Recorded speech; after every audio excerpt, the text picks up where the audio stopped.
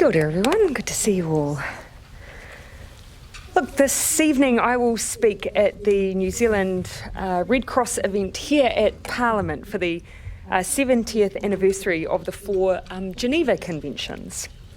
On Tuesday I will meet with the NATO General Secretary here in Wellington, while the Deputy Prime Minister and Minister of Defence will be meeting the US Secretary of Defence in Auckland. I am in the House on Tuesday and Wednesday, and it's my intention again later on Thursday for the first reading of the abortion bill. On Thursday, I am undertaking a visit to Rimmer and South in the Indian Hall of Fame Awards in Auckland. I will be in Northland on Sunday for a water announcement with Minister Parker. Look, this afternoon, before we move into questions, I want to recap on some of the progress we as a government are making on long-term challenges facing New Zealand and advancing our agenda as we have done over the past week. Yesterday in particular, we made this country's single largest capital investment into radiation treatment that we have seen. And we brought cancer care closer to home for hundreds of New Zealanders. We've done that by replacing half of this country's radiation machines, what's called linear accelerators, with the explicit intent that people in Northland, Hawke's Bay and Taranaki will for the first time have access to linear accelerators closer to them, whereas currently now, as many of you will know, they are obliged to travel. And when we replace what are in some cases 16-year-old machines, people's treatment in many cases will be shorter and more precise. I heard firsthand yesterday some of the difference that health investment will make for those who are undertaking cancer treatment. Of course, 1 in 2 who are diagnosed would benefit from radiation therapy, but currently only 1 in 3 are accessing it. This, however, is only one tranche, one part of our wider cancer action plan. And our government's interim cancer action plan will be released later this month. And that, of course, will see further investment into our currently underfunded health system where too many people are seeing inconsistent cancer care. On housing, on Friday, the government overshot on public housing by exceeding our target of 1,600 new public houses by 578, bringing us to a total of 2,178. That means we're building 4 social houses a day as our construction program reaches a 20-year high. And these ones are, of course, built to modern standards, are double glazed, are insulated, and they have affordable heating mechanisms like heat pumps. Another 2,000 are on their way or under contract. Last week, we also set up a dedicated watchdog to make sure the water we're all drinking is safe. Of course, what happened in Havelock North, where thousands of people got sick, is not something we expect to happen in a country like ours. For too long, oversight of water has been split between a number of agencies and legislation, with responsibility fractured and ineffective. That will no longer be the case under our plans. Vocational education in this country has also been an area that has been troubled for some time. We did inherit a sector that was in decline, a 40% decline in enrolments at our polytechs in particular, with a $100 million bailout runs counter to the skills shortage that we are facing. As announced last week, we've overhauled vocational training to increase the number of people in trades training and to plug nationwide skills gaps. Our plan puts business at the centre of setting the skills they need so that the Institute will develop courses that match national and local needs. These are significant advances we are making across health, housing, community infrastructure, education and jobs, all announced last week for anyone who missed it. All right, I'm happy to take questions. Are you happy with the abortion law reform in Glen? I'm happy with the fact that we are, for the first time, having taken this issue further than it's been taken since the late 1970s. This now is an opportunity for individual members of Parliament to exercise their conscience on this issue and to have the opportunity to finally see abortion taken out of the Crimes Act Now, I made a pledge during the election that I would bring this issue to Parliament, and we are doing that. And as I say, this is the furthest this issue has gone since the 1970s, but now it is in the hands of individual members of Parliament. Was that decision made? What about that 20-week cut-off period? Abortion law reform advocates would say that any abortion that takes place after that date would be due to significant medical reasons anyway. Why is that necessary? If you look internationally, you'll see that a range of jurisdictions have grappled with that same issue as to where there is a statutory test applied. And there's variation internationally as well. 20 weeks is essentially one of the points of test in New Zealand's current legislation. But ultimately, what I'd hope is that members of Parliament will give members of the public a chance to have their say on that issue by at least seeing this bill passed at first reading so that the public can then have their say. I don't see a test at all in the... Ultimately, the Law Commission brought 3 options forward. I think this option has the greatest chance of succeeding in Parliament. And I think that's really important because one of the ultimate goals here has been to modernise this legislation. Yes, we need important protections in place, but ultimately this issue should not be in the Crimes Act. That's been one of the ultimate goals of this bill. We have a chance since the 1970s to now change that in New Zealand, and I do hope that that MPs give that consideration. It was 22 weeks, not 20 weeks. Sorry, what was that? The Law Commission option was 22 weeks. Yes, but they... When was that decision made? Yes, because the accompanying documentation, all of that's based on 22 weeks, basically. Yes, but you'll see that also the Law Commission produced a range of options. They suggested as well that 22 weeks was in the mix, as were a range of 2 other options alongside of that. Ultimately, though, as I've just said, it is about putting something to Parliament that has the strongest likelihood of potentially succeeding. That will be tested on Thursday. The leader, do you have a feel for what the split will be in your caucus? Of course, I'm interested in the numbers overall because this is a free vote. Every individual member of Parliament will vote based on their own conscience. And so Labour MPs are only part of the mix. My sense is that it will be close, but I hope one of the considerations the MPs give is the chance for the public to have their say. That will only happen if it passes at this first vote. Ultimately, though, my commitment was to get a bill before the House. That's the furthest we've got since the 1970s, and I'm pleased we've got this far. The next stage, though, ultimately that is going to come down to individual MPs. Are you concerned that while the public is having a debate, that the debate could turn quite ugly? Oh, look, I certainly hope it doesn't, but I also understand these are issues where people have deeply held personal beliefs. And that is why these are matters in Parliament that are not party political. They're matters of conscience. Individual MPs will vote according to their own belief system. Members of parties will vote sometimes in completely different ways. And that is probably why debates like this have not often been held in Parliament, because it does require a bill ultimately to be drafted, and that usually is done by governments. And when it's a conscience vote, that makes that more difficult to occur process-wise. So what we've done is we've given Parliament the chance to vote according to their conscience and their personal beliefs, and now we'll see where that takes us. Yeah. Ihumāto? Look, I haven't ruled that out. I don't have any immediate plans, particularly because my focus is on making sure that the government plays a role in encouraging dialogue. So you'll see, of course, that last Friday we were a part of discussions to try and encourage dialogue between particularly mana whenua and those who are currently at Ihumāto to try and find resolution. So that's the role we as the Crown are playing for now, and that's the role we'll continue to play for now. Was seen armed with weapons, with guns in Ihumāto on the weekend. Was that necessary? Oh, look, I've asked some questions around that. So the first important point to make is, of course, decisions by the police around their presence at any event ultimately is operational, and rightly so. Government cannot and should not instruct police as to how they deal with operational issues. I have heard the issue of the police being armed.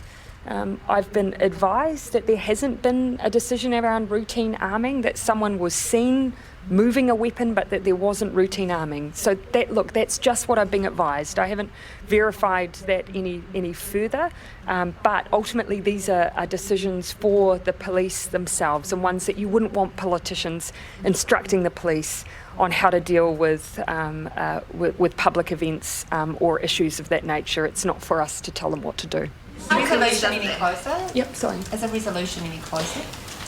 Dialogue is ongoing. Obviously, everyone will have seen that with the King coming onto Ihumāto over the weekend, that we now have that direct involvement with the King and Tainui playing a role in trying to broker conversation, and I expect that will continue over the coming days.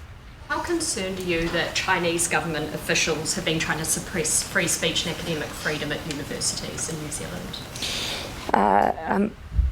Bringing this issue back generally to foreign interference, the issue generally of foreign interference. I won't speak to any specific examples because I haven't had any in recent times placed in front of me. I have heard accusations raised in the past by the likes of, for instance, Professor Anne-Marie Brady. But more generally around issues of interference, of course, we have not taken a country-specific approach because we should be live to this issue generally, and that should include in our electoral system, ensuring academic freedoms are just across the board.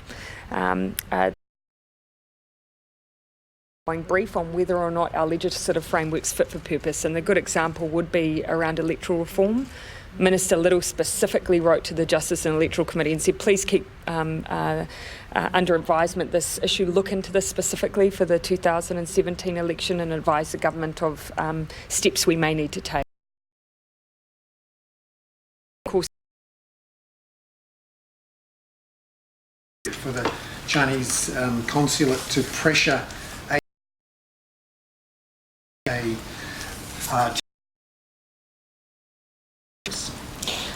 look, again, institutions. Of course, for us, as a general principle, academic freedom is very important, and my expectation would be that individual institutions continue to uphold that and make decisions without interference from foreign entities or from government. Minister, the alleged shooter in El Paso, Texas, cited Christchurch as. Are you concerned that the Christchurch attacks are becoming a symbol for violent white nationalists? I think New Zealand would have only one memory that they would wish there to be around March 15th, and that would be the absolute resolution of the entire country against acts of hatred, against acts of violence, and against acts of terrorism. We would also probably only wish for it to be remembered for the unity that New Zealand displayed alongside the Muslim community. We would wish for it to be remembered for nothing else. Is there anything that can be attacks in your view? Of course, this is. We can do what we can to defeat acts of hatred and violence and racism in our own domestic areas, and that's our responsibility. But I think as an international community, we have to also be united against acts of hatred, violence and terrorism. Will you be reaching out to folks in El Paso, either authorities or other folks there? We've absolutely already expressed our sincere condolences, and I convey that in person again. New Zealand is displayed to those who are victims who were affected on March 15th, and for our absolute unity against violence, hatred and posted anti-immigrant views on forums like that. Yeah, and there's like 8chan.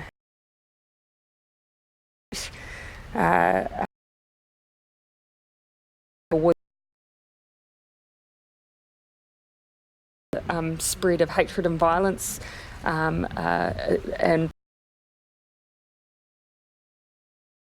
the Christchurch call, and that's work that we will continue. But I think it is clear that does it make you want to act? Yeah. The founder of HN's asked for it to be. obviously from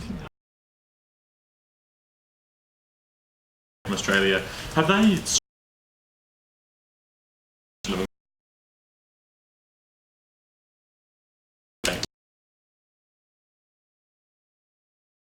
of why the work that's being done at the moment is so important. So as you'll already know,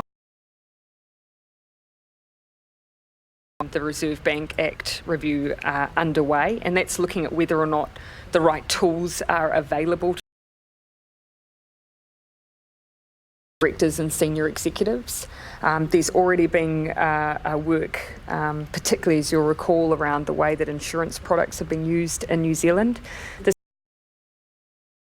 could add anything more than what we are already doing. So there's absolutely acknowledgement.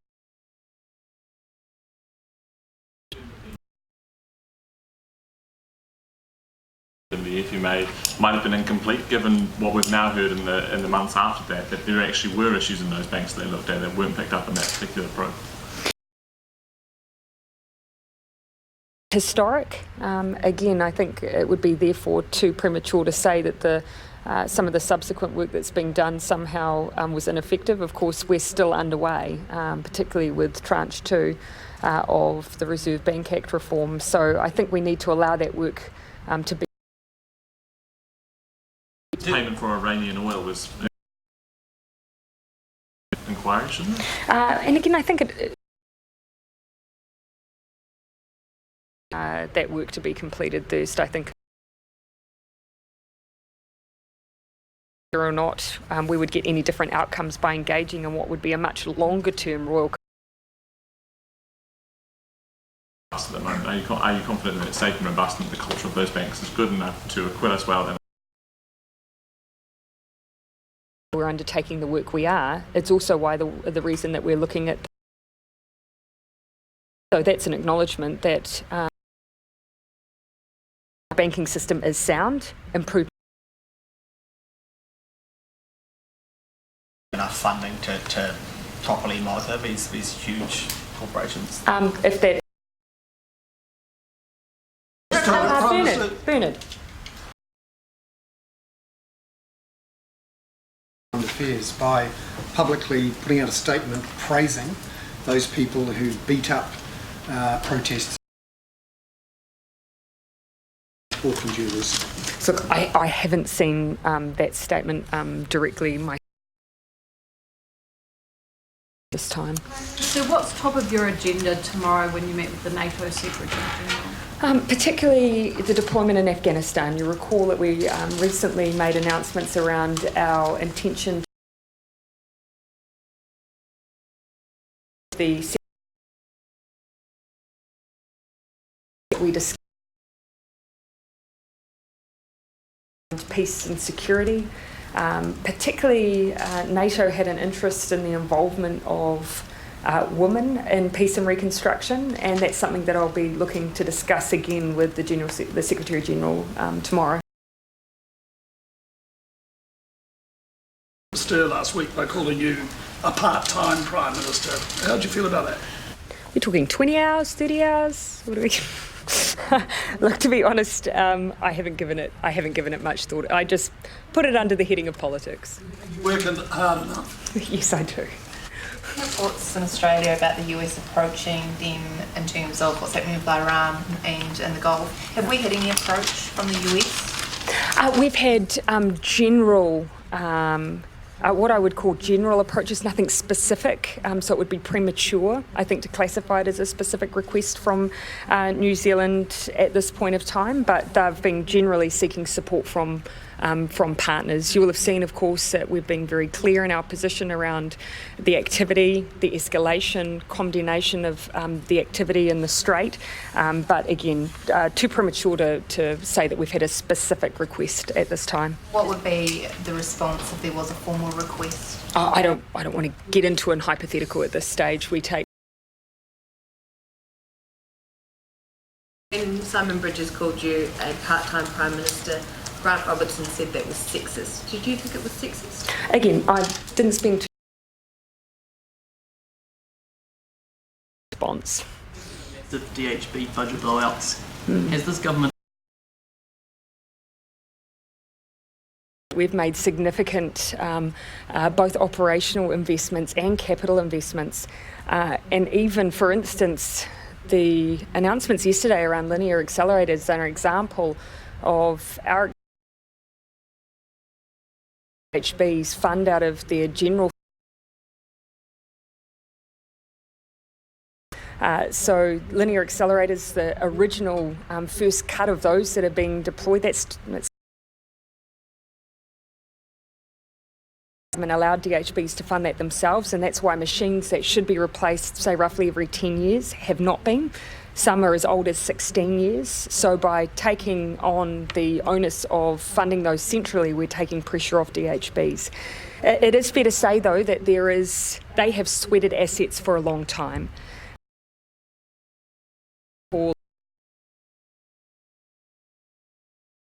Projections around their shortfalls have been happening.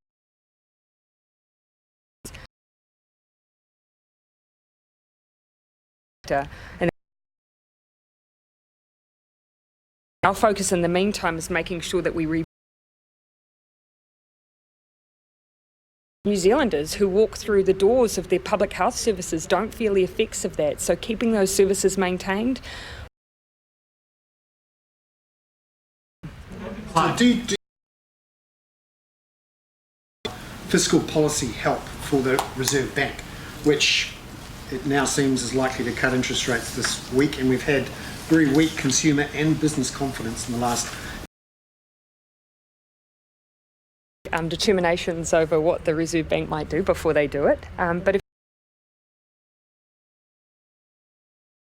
the economy through central government spending, I'd say we're already doing that. When you look at into the Treasury's fiscal impulse, which shows you're actually detracting from economic growth. Which, again, there's a number of caveats around those calculations, as you well know, and of course they don't necessarily take into account secondary stimulus. For instance, 18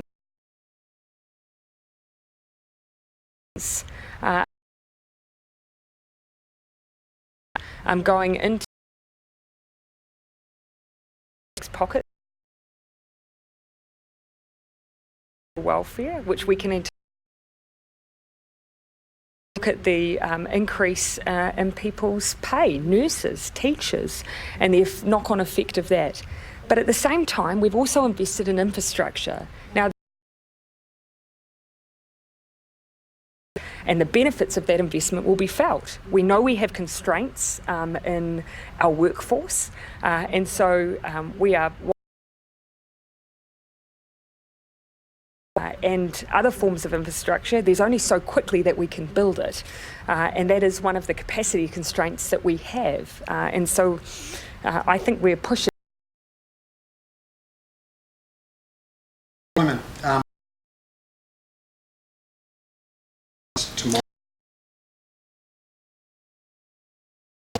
Well, of course, that's over a forecast period, and we've had an expectation that that would move. 4.3, maybe 4.4, we don't know. But of course, that is still a relatively tight labour market, and some would interpret as very close to MSD. Most likely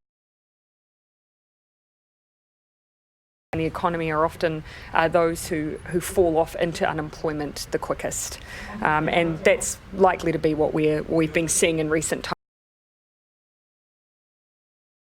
Would you like to see HN shut down?